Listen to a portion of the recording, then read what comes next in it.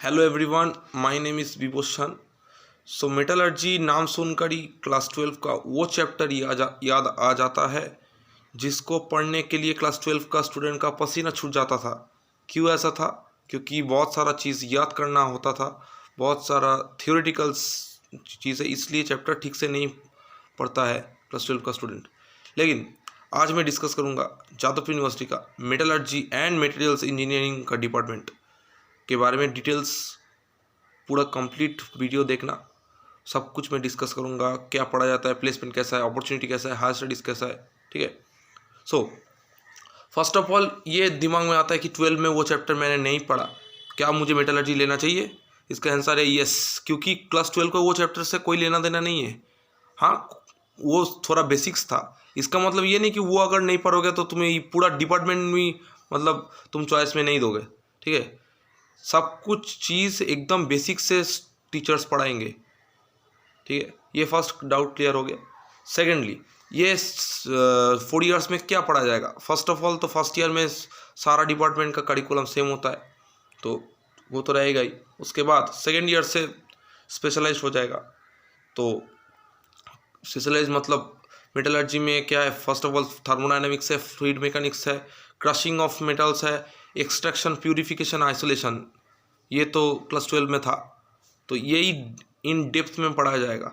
Iron का extraction, steel का making, steel, stainless steel, ये सब चीज़ कैसे बनाया जाता है, कैसे मैन्युफैक्चर होता है, ये सब पढ़ाया जाएगा। ठीक है। उसके बाद मैथमेटिक्स तो है ही। तो ये और ये इस डिपार्टमेंट में जो प्रैक्टिकल होता है और वो थोड़ा डिफ़िकल्ट माना जाता है, मतलब बहुत ज़्यादा नहीं, थोड़ा डिफ़िकल्ट माना जाता है एज़ कम्पेयर टू कोई अदर डिपार्टमेंट का, क्योंकि इसमें थोड़ा हेवी वर्क इन्वॉल्व होता है। ठीक है, मैकेनिकल जैसा, मतलब मैकेनिकल इंजीनियरिंग में जो प्रैक्टिकल होता है लगभग उस टाइप का प्रैक्टिकल होता है यहाँ पे। तो ऐसा नहीं कि इतना डिफ़िकल्ट हो के तुम ना ही कर पाओ, ऐसा नहीं होता है। हर साल इतना स्टूडेंट्स पास आउट होता है तो कोई प्रॉब्लम तो नहीं होता, लेकिन फिर भी मैं बोल दिया। एकेडमिक प्रेशर में बात करूँगा तो अप्रॉक्सीमेटली 7.5 आउट ऑफ 10 में रेटिंग दूंगा, जो प्रोडक्शन से थोड़ा कम है। ठीक है, एकेडमिक प्रेशर प्रोडक्शन से थोड़ा कम है एकेडमिक प्रेशर।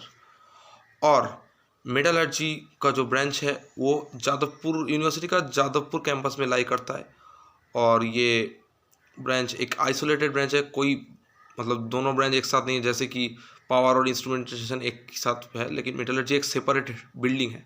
ठीक है, और मेटलर्जी डिपार्टमेंट का जो डिपार्टमेंट नहीं, मेटलर्जी का एक सेपरेट गेट एग्ज़ाम होता है। ठीक है, मेटलर्जी का सेपरेट गेट एग्ज़ाम होता है, और ये GATE exam one of the easiest GATE exam होता है, क्योंकि इसका कंपटीशन बहुत ही कम होता है। बहुत ही कम स्टूडेंट्स अपियर करता है एज़ कम्पेयर टू इलेक्ट्रिकल या कंप्यूटर साइंस गेट। तो इसलिए यहाँ पर एमटेक इन आईआईटी या फिर पीएसयू मिलना थोड़ा रिलेटिवली ईजियर है than any other branch like electrical और सिविल। ओके, तो जादवपुर यूनिवर्सिटी में जो मेटलर्जी है इसका रिसर्च फैसिलिटीज़ कैसा है? तो इसका आंसर है कि बहुत ही बढ़िया है। प्रोफेसर्स बहुत ही हाईली क्वालिफाइड मिलेंगे तुम्हें, और ऐसा बहुत सारा स्टूडेंट्स ऐसा है कि यहाँ पर बीटेक कंप्लीट करने के बाद फॉरेन में मास्टर्स करने गए। इस साल भी हुआ है, एक यूएसए में एक यूनिवर्सिटी में मास्टर्स करने गया है एक सीनियर मेटलर्जी का। तो रिसर्च फैसिलिटीज़ के बारे में तो मतलब बहुत ही अच्छा है मेटलर्जी ब्रांच। अब मैं आता हूँ कि प्लेसमेंट, जो सबसे ज़्यादा इंपॉर्टेंट है, सबसे ज़्यादा कन्फ्यूजन रहता है स्टूडेंट में। तो प्लेसमेंट कैसा होगा? तो फर्स्ट ऑफ ऑल प्लेसमेंट के पहले मैं बोलूँगा कि इंटर्नशिप के बारे में थोड़ा डिस्कस करना चाहता हूँ। इंटर्नशिप अगर बोलोगे तो मेटलर्जी में बहुत ही बढ़िया लेवल का कोर इंटर्नशिप मिलता है। कोर मतलब बहुत ज़्यादा कोर कंपनी नहीं आता, लेकिन कुछ कंपनीज आता है, जैसे कि टाटा स्टील और वेदांता, इस टाइप का कंपनी, मेनली टाटा स्टील। तो टाटा स्टील में बहुत सारा स्टूडेंट को इंटर्नशिप लग जाता है, मतलब लगभग जितना भी स्टूडेंट इंटरेस्टेड होता है इंटर्नशिप में, ऑलमोस्ट सभी का ही इंटर्नशिप लग जाता है। ठीक है, जितना भी, ऐसा नहीं कि अगर तुम ना पढ़ाई किए हो तो फिर भी लग जाएगा, ऐसा नहीं है।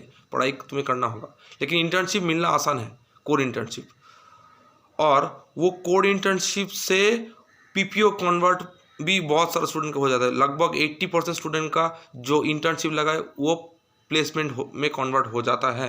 टाटा स्टील के मैं बात कर रहा हूँ, और टाटा स्टील का सैलरी मतलब जो फुल टाइम जो इंजीनियर का सैलरी लगभग 11 से 12 के आसपास है, 11 से 12 नहीं, 10 से 11 के आसपास है, ठीक है, टाटा स्टील का सैलरी, जो बहुत ही अच्छा माना जाता है, कोर प्लेसमेंट में बोल रहा हूँ ये, ठीक है।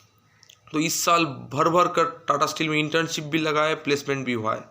वेदांता नाम का एक कंपनी है, ये भी कोर कंपनी है, यहाँ पर भी प्लेसमेंट हुआ है, कोर में बहुत सारा स्टूडेंट का हुआ है।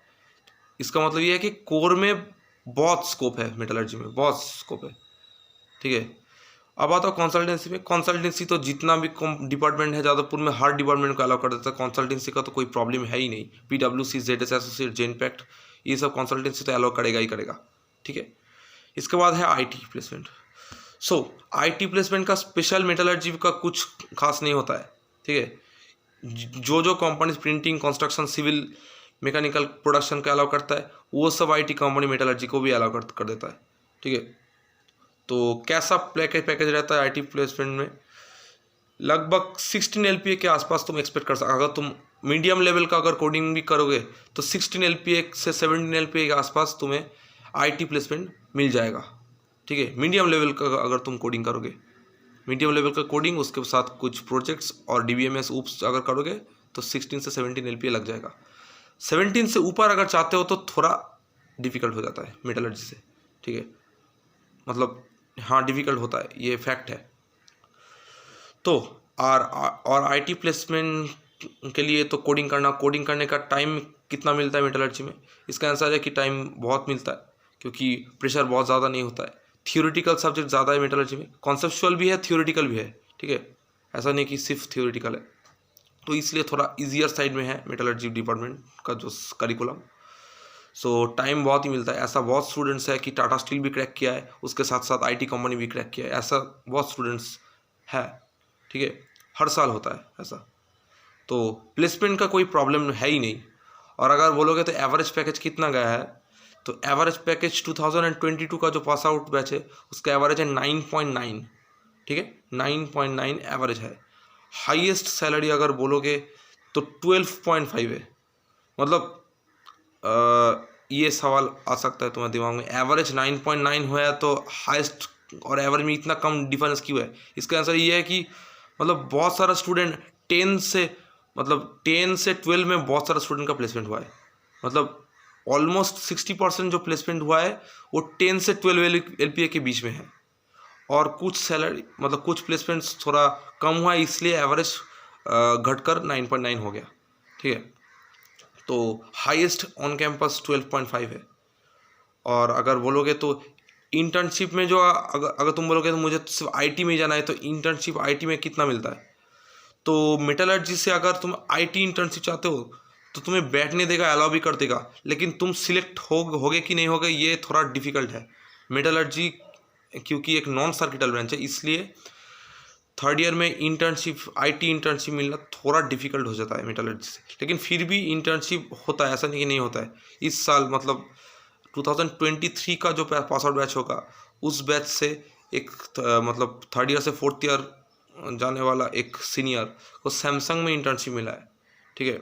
तो इस साल वो स्टूडेंट प्लेसमेंट में बैठेगी, वो एक गर्ल है, ठीक है। सैमसंग में इंटर्नशिप लगा था। तो ऐसा नहीं कि इंटर्नशिप नहीं होता है, अगर मेहनत करोगे तो हो जाएगा, लेकिन प्रोबेबिलिटी थोड़ा कम है क्योंकि नॉन सर्किटल से इंटर्नशिप थोड़ा कम ही देता है जादवपुर में, ठीक है। मेहनत करना होगा। तो सब कुछ मैं डिस्कस कर दिया। प्लेसमेंट तो बहुत ही सही है, 9.9 मतलब तो समझ सकते हो कि बहुत सारा NIT का कोर्स से भी बेहतर है, ठीक है। तो कुछ और बातें अगर बोलोगे तो मेटलर्जी डिपार्टमेंट में और कुछ स्पेशल बात नहीं है, जो मैं ऑलमोस्ट बात कह चुका हूँ। अगर कोई और कुछ डाउट अगर मैं बोलना भूल गया या फिर छूट गया, कमेंट सेक्शन में पूछना, तो मैं आंसर देना कोशिश करूँगा, ठीक है। और कट ऑफ वगैरह मैं नहीं डिस्कस करता, इसका कारण ये है कि मैं चाहता हूँ कि स्टूडेंट इंडिपेंडेंटली ब्रांच चूज़ करे, कोई कट ऑफ का बेसिस में नहीं, ठीक है। क्योंकि एक स्टूडेंट इंटरेस्ट के अनुसार उसे ब्रांच चूज़ करना चाहिए, कट ऑफ के अनुसार नहीं, ठीक है। बहुत सारा लोग ऐसा होता है कि मेटलर्जी का कट ऑफ हायर जाता है पावर से, तो इसलिए मेटलर्जी ज़्यादा अच्छा है। ऐसा कोई ज़्यादा अच्छा बुरा ब्रांच ऐसा नहीं होता है। खुद का इंटरेस्ट के ऊपर डिपेंड करता है कि कौन सा ब्रांच तुम्हें लेना चाहिए। जैसे कि अगर तुम आईटी प्लेसमेंट भी अगर इंटरेस्ट है तुम्हारा, तो मैं बोलूँगा कि पावर ज़्यादा अच्छा है ऑब्वियसली, ठीक है, क्योंकि सर्किटल है पावर। लेकिन अगर तुम्हें आईटी कोर दोनों चाहिए, आईटी में तुम्हें कॉन्फिडेंस नहीं है, कोर भी पसंद है, तो मेटलर्जी ऑब्वियसली बेहतर ब्रांच है पावर से, ठीक है। इतना सारा कोर प्लेसमेंट होता है और ऐसा नहीं कि कम सैलरी, 10 LPA के ऊपर तुम कोर प्लेसमेंट मिलता है मेटलर्जी से। तो ये पर्सपेक्टिव के ऊपर डिपेंड करता है कि कौन कौन सा ब्रांच ज़्यादा अच्छा है खराब है, ठीक है। तो ये कन्फ्यूजन चला गया। तो और कुछ मैं कंपैरिजन करना चाहता हूँ कि और कॉलेज से सीयू कंप्यूटर साइंस और मेटलर्जी इन जादवपुर में अगर कंपेयर करोगे तो प्लेसमेंट वाइज जेयू मेटलर्जी ज़्यादा अच्छा है। लेकिन फिर से मैं बोलूँगा अगर तुम आईटी प्लेसमेंट में इंटरेस्ट है तो तुम फर्स्ट ऑफ ऑल तो मेटलर्जी तुम्हें नहीं लेना चाहिए, तो वहाँ पर ही पावर लेना चाहिए। मतलब सीयू सीएससी के साथ मेटलर्जी का कोई ऐसा कंपैरिजन नहीं होता है, ठीक है। तो उसके बाद कंपैरिजन आता है कि IIST Shivpur electrical versus जेयू metallurgy. इसका आंसर है कि जेयू मेटलर्जी ज़्यादा अच्छा है। IIST शिवपुर का IT ज़्यादा अच्छा है कि जेयू मेटलर्जी अच्छा है। इसका आंसर है IIST शिवपुर का IT ज़्यादा अच्छा प्लेसमेंट वाइज, ठीक है। ये कन्फ्यूजन थोड़ा बहुत मैं क्लियर कर दिया। मैं सिर्फ प्लेसमेंट के अकॉर्डिंग कंपेयर, ऐसा नहीं कि मैं ब्रांच कंपेयर करूँगा, ठीक है। हर ब्रांच अच्छा होता है। जैसे कि मेटलर्जी का जो ब्रांच है ये लोग सोचते हैं कि थोड़ा लोअर ब्रांच है, ठीक है, बोलते भी लोअर है और हर जगह मानता है कि लोअर ब्रांच है। लेकिन तुम एक बात बोलो, डे टू डे लाइफ में कोई भी मेटल के सिवाय तुम एक भी पल जी सकते हो?